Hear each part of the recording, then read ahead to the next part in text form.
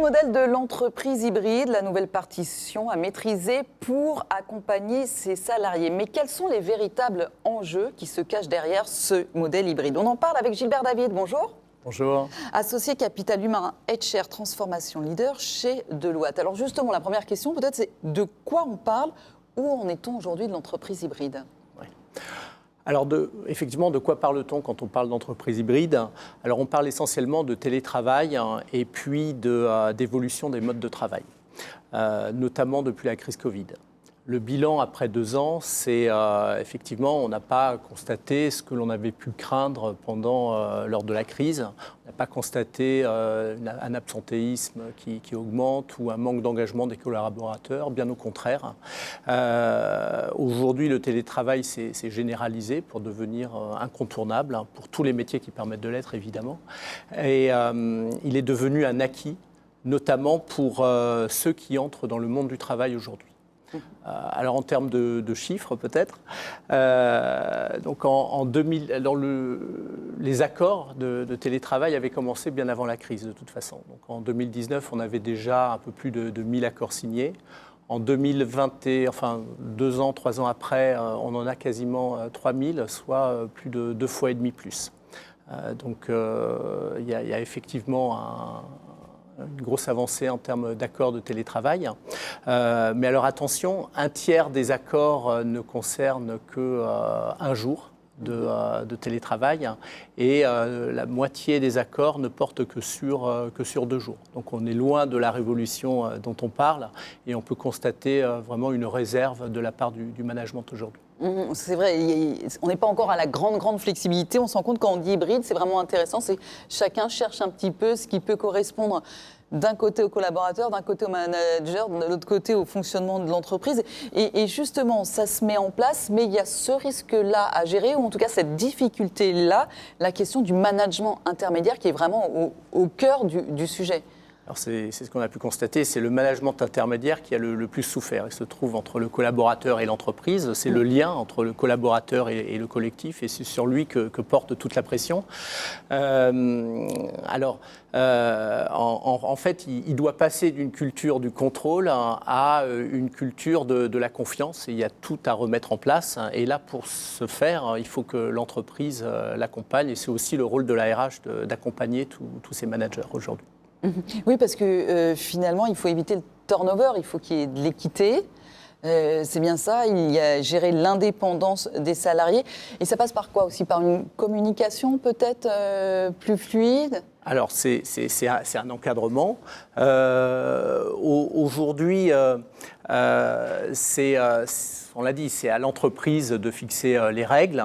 On a pu constater aussi qu'il y a des entreprises qui ont pu constater les limites du télétravail, avec peut-être dans certaines activités une baisse de l'innovation, de la créativité, mais pour des collaborateurs qui sont seuls chez eux, avec une totale absence de lien social pendant 2 ans, on a pu constater une augmentation des risques psychosociaux. Donc, c'est à l'entreprise et au management aujourd'hui de fixer des règles, de réguler de façon à pouvoir recréer ce lien avec le collectif également. Oui, c'est ça la difficulté, c'est comment on gère pour les managers intermédiaires, comment je vais faire pour gérer. Bon d'accord, j'en ai une partie en présentiel, une partie en distanciel, comment je fais communiquer les deux, comment je les fais travailler ensemble. Et de l'autre côté, ces collaborateurs, justement, il faut qu'on soit vigilant, et c'est ce que vous commenciez à me dire, Gilbert, finalement, c'est que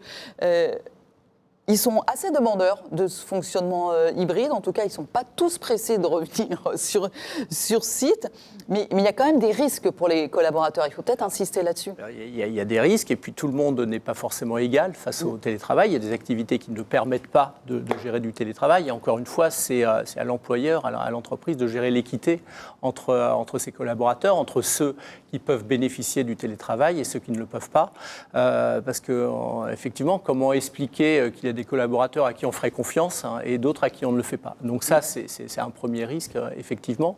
Moi, j'y vois un deuxième, peut-être à beaucoup plus long terme, c'est que dans un monde globalisé où le télétravail permet de délocaliser un certain nombre d'activités, si l'entreprise elle prend l'habitude de plus voir ses salariés, elle peut chercher à vouloir faire réaliser toutes ces activités qui peuvent être faites en télétravail par des acteurs externes également. Et donc, à long terme, on peut y voir aussi un risque pour les collaborateurs. Donc, risque d'un monde du travail à deux vitesses, finalement, vous disiez, entre ceux qui peuvent bénéficier du télétravail et pas les autres.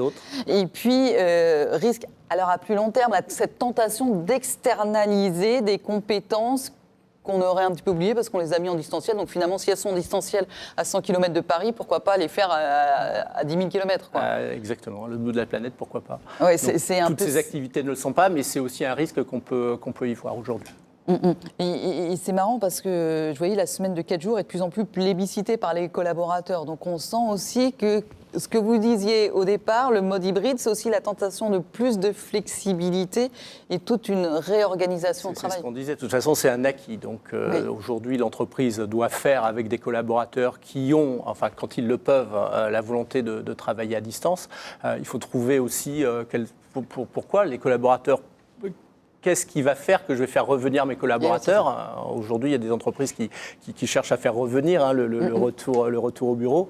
Et puis, les collaborateurs leur répondent, mais oui, mais pourquoi faire ? Donc, il faut trouver des raisons, d'autres modes de travail. C'est le rôle de l'entreprise de trouver d'autres modes de travail pour pouvoir faire revenir les personnes, recréer ce lien social. Parce qu'aujourd'hui, le risque, c'est effectivement, on a parlé de l'entreprise, mais pour le collaborateur aussi, si il vient de moins en moins au bureau, il a de moins en moins de liens sociaux et puis finalement, il a plus plus grand chose qui le retient à l'entreprise. Donc on assiste aussi à une volatilité des talents.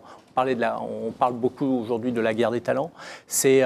Aujourd'hui, l'entreprise doit aussi se réinventer, faire revenir le collaborateur.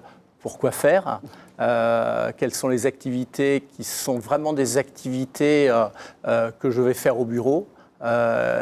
Et les distinguer des activités qui peuvent se faire à distance. Et donc l'entreprise doit à la fois se réinventer et recréer ce lien pour pouvoir fidéliser ses collaborateurs. C'est intéressant, grosse responsabilité pour l'entreprise, pour la RH, pour les managers. Alors finalement, on a l'impression de partir d'une problématique presque logistique ou organisationnelle du modèle hybride et on en arrive à des questions sociétales, voire sociales, ce que vous venez de nous expliquer avec toutes les dimensions que ça recoupe, voire psychologiques aussi, de santé globale. Et c'est tout ça qui se cache derrière ce modèle d'entreprise hybride.